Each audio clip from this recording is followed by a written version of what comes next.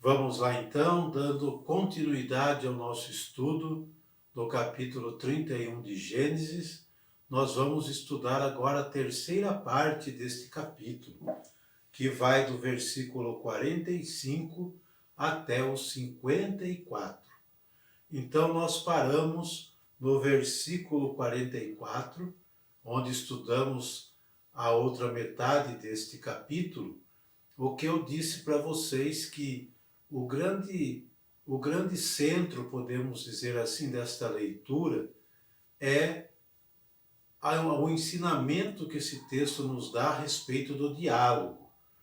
Quando Labão e Jacó começam a dialogar, os ânimos deixam de ficar exaltados. E Labão levanta então a bandeira de paz e propõe a Jacó um pacto, uma aliança. Então, nesses versículos que vamos estudar agora, nós vamos ver a conclusão desta aliança entre Labão e Jacó. Então, pegue a sua Bíblia, abra no capítulo 31 e vamos estudar então os versículos de 45 a 54. Vamos para a leitura destes versículos. Jacó tomou uma pedra e erigiu-a em estela, e disse aos seus parentes: Trazei pedras. E tendo juntado muitas, fizeram um monte, sobre o qual comeram. Labão chamou-o Iegar, Iegar Saaduta, e Jacó Galaade. Labão disse: Este monte é hoje testemunha entre mim e ti. Por isso foi-lhe dado o nome de Galaade. E também Masfa, porque Labão disse ainda: Que o Senhor nos vigie a nós ambos, quando nós nos tivermos despedido um do outro.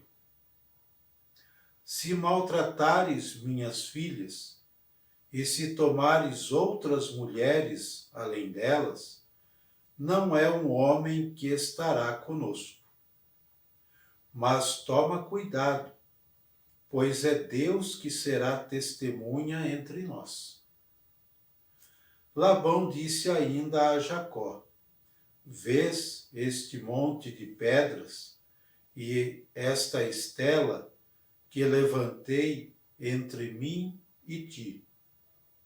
Este monte é testemunho, e igualmente essa estela, de que eu não ultrapassarei este monte para o teu lado, e que tu não ultrapassarás este monte e esta estela para o meu lado, para nos fazer mal. O Deus de Abraão, o Deus de Nacor, o Deus de Isaque, de seus pais, seja juiz entre nós. E Jacó jurou pelo Deus terrível de Isaque. Ofereceu um sacrifício sobre a montanha e convidou seus parentes para comer.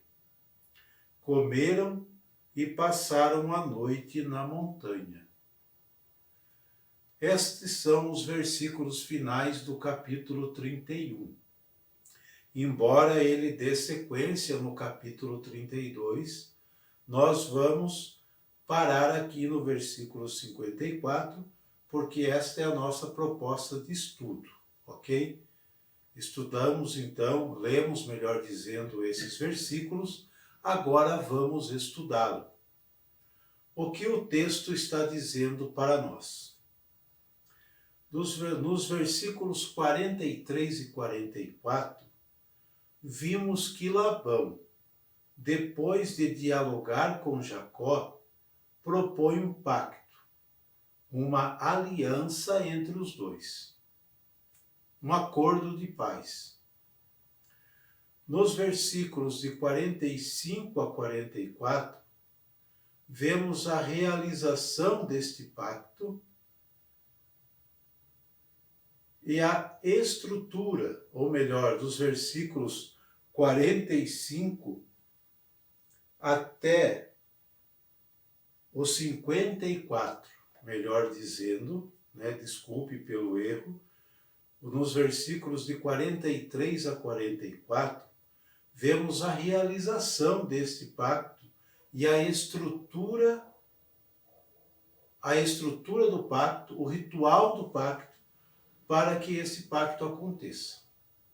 Então nós vemos a realização do pacto, sua estrutura e o ritual. Tudo precisa ser bem feito para que o pacto, a aliança, aconteça entre ambos. Tá bom? O encontro entre Jacó e seu sogro acaba felizmente com uma celebração de um pacto entre ambos. A advertência divina a Labão, nos versículos 31 a 24, e as palavras de Jacó, nos versículos de 31 também a 42, motivaram Labão a liquidar a contenda e continuar a relação de parentesco sem agressões mútuas. Então veja bem, a advertência divina de Labão e as palavras de Jacó motivaram Labão a liquidar a contenda e continuar a relação do parentesco sem agressões mútuas. Como eu disse antes, o importante foi o diálogo.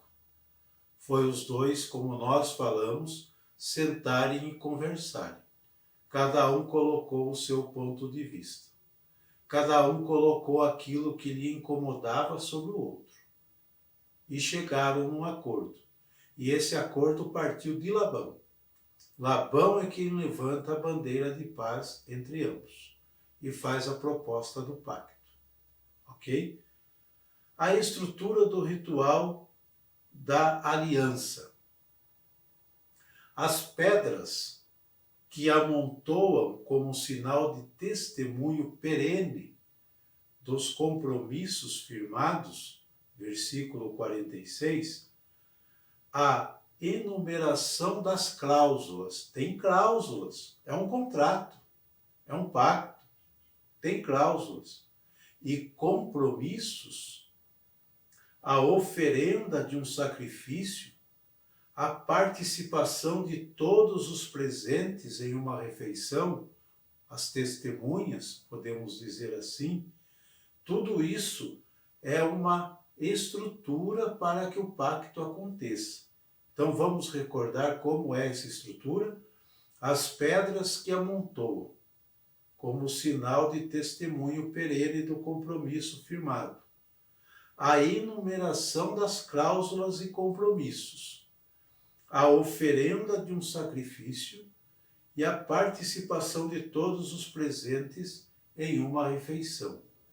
Isso é todo o ritual para que a aliança entre ambos aconteça, na presença dos seus parentes. Ok? Tudo isso para nós vermos uma questão territorial. Isso mesmo, é uma questão territorial.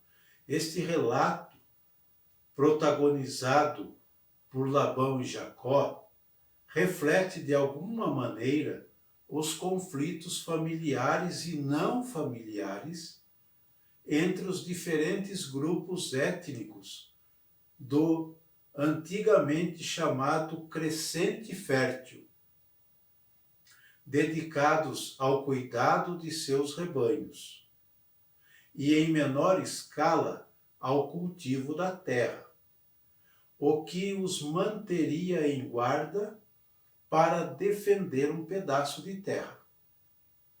Nesse quadro de relações, as alianças e os pactos entre grupos eram absolutamente necessários.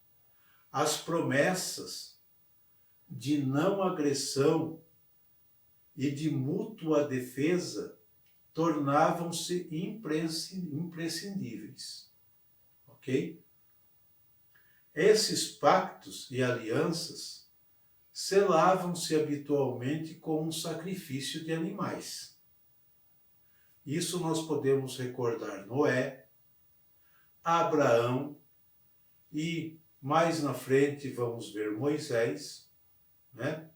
Onde o rito tem também o sacrifício de animais para selar a aliança. Geralmente com a aspersão do sangue da vítima.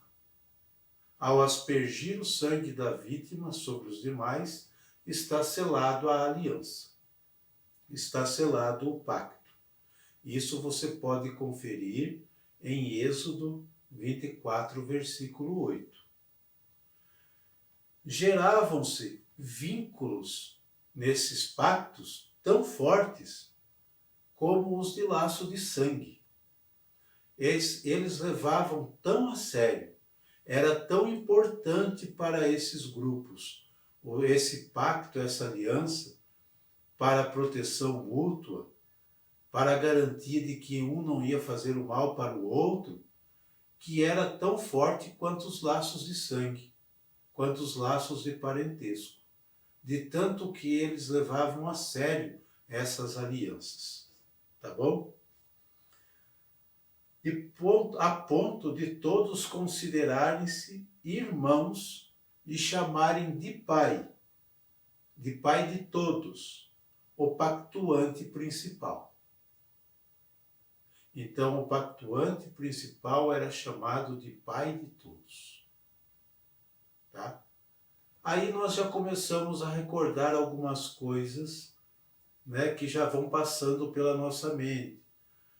Muitas recordações do Novo Testamento vêm à tona na nossa mente neste momento.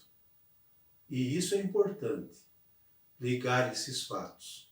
Tá? Por quê? Depois nós vamos falar disso. De acordo com esse costume, podemos entender mais facilmente a paternidade de Abraão sobre Isaque e Jacó. Mais concretamente, a paternidade de Jacó sobre os 12 filhos. Tão diferentes, e por sua vez, a paternidade destes sobre 12 tribos.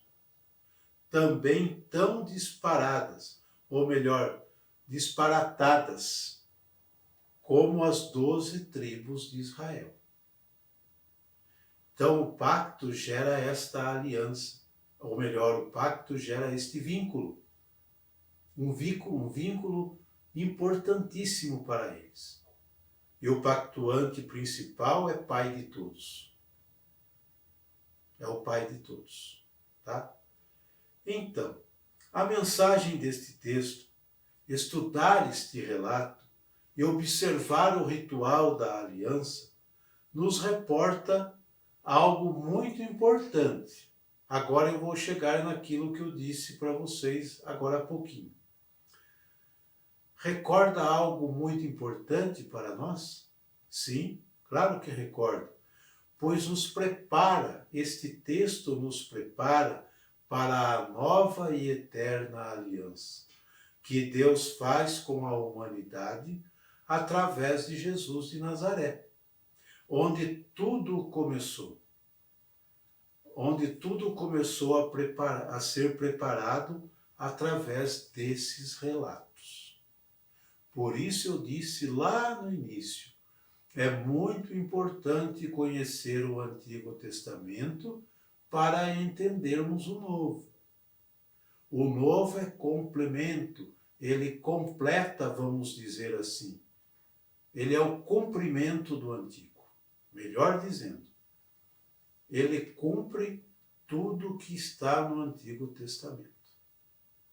Por isso é importante o conhecimento. Tá?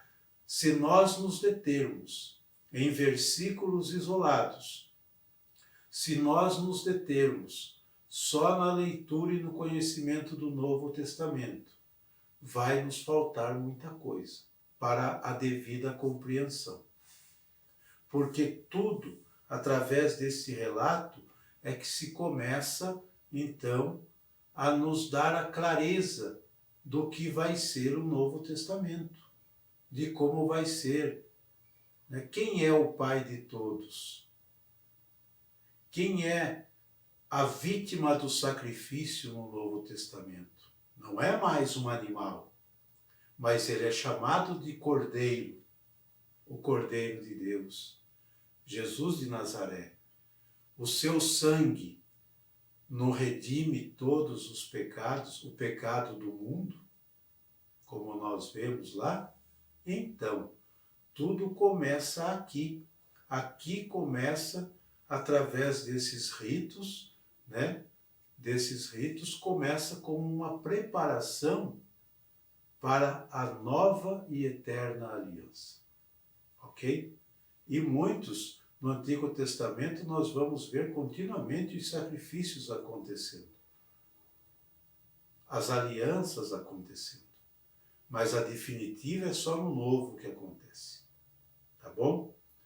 Também podemos entender, voltando aqui a esse estudo, que o exemplo de Labão e Jacó dá a seu grupo familiar e a nós hoje é um exemplo muito importante de ouvir Deus e ouvir o próximo, como nós já falamos no vídeo anterior.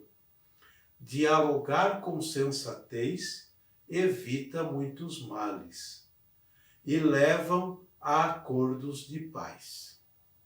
Pensem nisso, reflitam nisso. O texto sagrado é exatamente para isso. Quando nós nos aprofundamos nele, ele deve nos levar a questionamentos, principalmente questionamentos interiores. Não só questionar o outro, mas questionar a mim mesmo através do texto sagrado. Questionar as minhas ações, as minhas atitudes. É confrontar a minha vida com o texto sagrado. E o que ele nos fala hoje? O que este capítulo 31 vem nos falando? Vem nos falando da importância do diálogo. Claro, vimos também a importância do rito do Pacto da Aliança, que para nós é muito importante, para entendermos lá na frente. Mas o que o texto nos traz como mensagem e nos traz como testemunho é o exemplo de Labão e Jacó, tanto para os seus grupos familiares como para nós hoje, que uma boa conversa sensata, ela termina em acordo de paz, em uma refeição e um selo de paz. Sela-se a paz. Há um pacto entre ambos, porque são parentes. Não podem continuar com picuinhas, como nós falamos, não é verdade?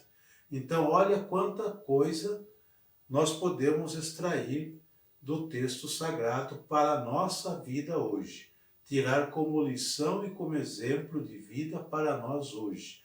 É isso que nós devemos fazer com o texto sagrado. Precisamos entender o contexto como nós estudamos muito. Precisamos aprofundar o texto, os costumes da época, sem dúvida, para entender que Deus age na história. Deus, ele entra na história humana. Ele entra e com a sua pedagogia divina, ele vai transformando essa história. Na medida, claro, em que as pessoas que estão vivendo este tempo e essa história lhe dão espaço para falar. Param para o escutar. Refletem as suas ações com os ensinamentos de Deus, para ver se está de acordo. E quem muda nisso tudo? Deus nunca vai mudar. Deus é imutável. Quem muda nisso tudo é o ser humano. São as pessoas. Por isso, nós precisamos refletir nesse texto, refletir o texto sagrado, como eu já disse e repito, para termos uma fé consciente, para termos uma fé madura, pé no chão, entender que Deus não está lá longe. Deus está no meio de cada um de nós, dentro da nossa história cotidiana. Quem de nós não se viu dentro dessa história no lugar de Labão e Jacó? Quem de nós? Quem de nós não viveu essa situação de Labão e Jacó? Todos nós algum dia já vivemos. E se não vivemos, vamos viver. Contendas acontecem, mas deve servir para o crescimento. Aqui, os dois cresceram a partir do diálogo, a partir do momento que ouviram Deus, cresceram, se tornaram pessoas sensatas, um respeitando o outro, a ponto de selarem uma aliança, de fazerem um pacto. Entendeu como é a dinâmica da palavra de Deus? É essa. Ler o texto só para contar história e entender costumes da época, fica só como um livro de histórias. Mas a partir do momento em que nós deixamos que ela seja realmente texto sagrado, o que ela é, e haja dentro de nós, provoque algo dentro de nós, então a mudança acontece.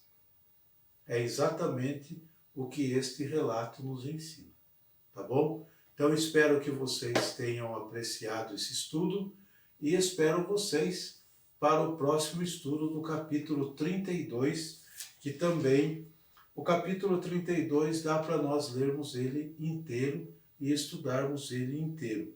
É continuidade do capítulo 31. Claro que o 31 termina no versículo 54, mas no versículo 1 do 32 ele dá continuidade. Espero vocês. Até a próxima, se Deus quiser.